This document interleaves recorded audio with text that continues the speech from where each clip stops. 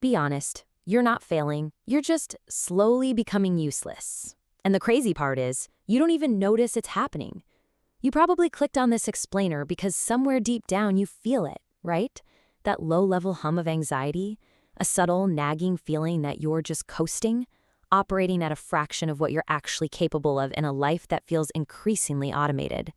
So, I need you to be totally honest with yourself right now. Take a look at your daily habits. Are you actually doing things that are improving your life? Or are you really just passing time every single day? Are you actively building the person you want to become? Or are you just distracting yourself until it's time to go to sleep, only to wake up and do the exact same thing all over again? Because here's the thing, this doesn't happen suddenly. It happens quietly. Most people don't even notice this creeping decline because, well, it doesn't look like a spectacular failure. It just looks like a normal Tuesday. This is the part nobody talks about. Just think about your daily timeline for a second. You wake up, and before your feet even hit the floor, you're immediately reaching for your phone. By the afternoon, you're technically working, but let's be real, it's constantly interrupted by scrolling, task switching, and checking notifications. Then evening rolls around and the exact same routine repeats. You sit on the couch, totally exhausted from a day of doing mostly nothing. Every day feels incredibly busy. You feel perpetually drained, but at the end of the week, absolutely nothing has really changed. You haven't built anything, you haven't learned anything, you haven't moved forward. It's literally the modern default. And this is exactly where it gets dangerous. Because small decisions, they don't feel dangerous, but they completely shape who you become. You choose comfort over effort. You choose a quick distraction over deep focus, watching just one more short instead of getting some sleep, or taking the path of least resistance at work. It's just easy choices day after day. It feels totally normal, but it's not. It's this slow drip of compromising your own standards. So what's actually going on in your head to cause this? Well, it's called the comfort zone paradox. Get this, your brain only makes up about 2% of your body weight, but it actually burns through 20% of your body's energy. Because of that massive energy drain, it is literally biologically designed to be incredibly lazy just to protect you. From an evolutionary standpoint, safe means you survive, right? So when you avoid trying something new or difficult, your brain actually rewards you with a feeling of relief. Comfort feels like peace. But in our modern world, where literally everything is effortless, too much comfort quickly becomes a prison. The contrast here is pretty stark. Look, staying in your comfort zone means zero risk, sure, but your capacity actively shrinks. It's like an unused muscle. If you don't give it any resistance, it just atrophies. Growth, on the other hand, well, that feels like a mistake in the beginning. It feels awkward and clunky, but it builds confidence. I really want you to understand something here. You didn't become weak. You simply stopped being challenged by an environment that is intentionally designed to be completely frictionless. Now, the crucial piece of the puzzle is the chemistry keeping you in this trap. We call it the dopamine loop. Your brain is actively choosing what's easy, not what's meaningful. Every single time you scroll, you get this tiny hit of dopamine. Over time, your receptors just get overwhelmed. It's kind of like listening to really loud music. Eventually, you go deaf to normal sounds. You enter a dopamine deficit.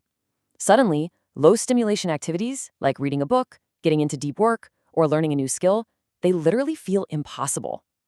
Meanwhile, you somehow find yourself 3 hours deep into a random internet rabbit hole about competitive speedwalking, wondering where your entire evening went. And the real-world impact of this is honestly pretty alarming. As you can see, there's a stark dose-response relationship between short-form video usage and ADHD-like symptoms.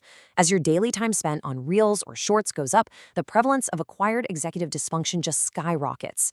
All this high digital input directly fragments your attention. It severely taxes your cognitive load until you're basically living in a constant state of digital brain fatigue. You aren't losing your mind. Your attention span is just being systematically dismantled by algorithms. All of this builds into an entire lifestyle of passive decline. Think of your brain a bit like a car. When you do something new and difficult, your prefrontal cortex, that's the conscious, goal-oriented part of your brain, it has its hands firmly on the steering wheel. That takes energy. But as you repeat easy, low-effort routines, control shifts over to the basal ganglia. That's your brain's autopilot.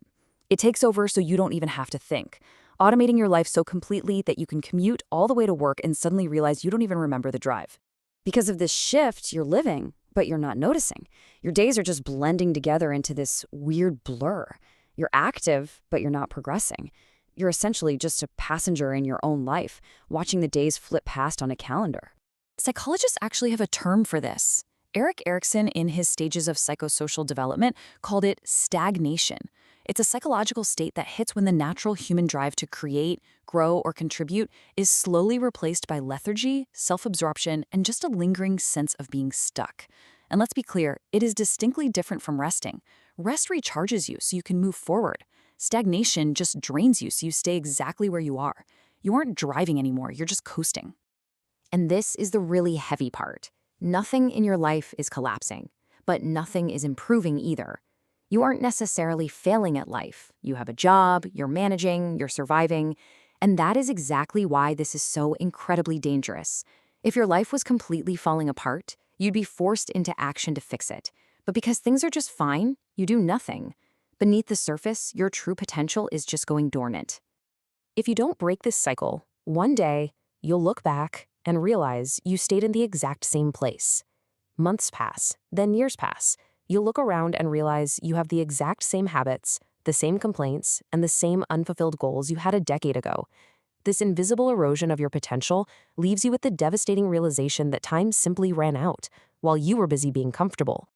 So, if this passive decline is happening quietly, day by day, making you slowly useless, can it be reversed? Can you actually pull yourself out of the autopilot? Can you get your focus and your drive back? The answer is yes, absolutely. But it requires friction. As we're exploring in this explainer, the key to reversing the decline is the learning zone model. You have to step out of that comfort zone and into the learning zone. This is that deeply uncomfortable space just outside your routine where your skills actually stretch. It feels like frustration. It feels like you want to quit. But when you voluntarily seek out that discomfort, your brain literally restructures itself. It's neuroplasticity in action. And here is the biological magic behind all of that. BDNF, brain-derived neurotrophic factor.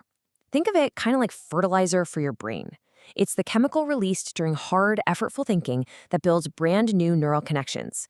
You know that uncomfortable physical strain you feel in your head when you force yourself to read a complex article or solve a difficult problem? That isn't a sign that you're too tired and should just quit. That is actually BDNF flooding your system to upgrade your cognitive capacity.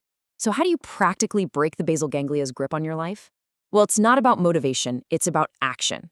First, do one hard thing daily. It genuinely doesn't matter what it is. Take a cold shower, have a difficult conversation, leave your phone in another room. Just rebuild your tolerance for discomfort. Second, dramatically reduce passive consumption to reset your dopamine baseline. Basically, less scrolling, more active living. Third, break your daily routine to shock your brain out of autopilot. Even just taking a different route to work helps. Fourth, practice deep focus, even if it's just setting a timer for 10 minutes. And finally, commit to learning something new regularly. Listen, I really want to reassure you here. You don't need to change everything overnight. You do not need a massive, exhausting life overhaul that you're just going to abandon by next Tuesday anyway.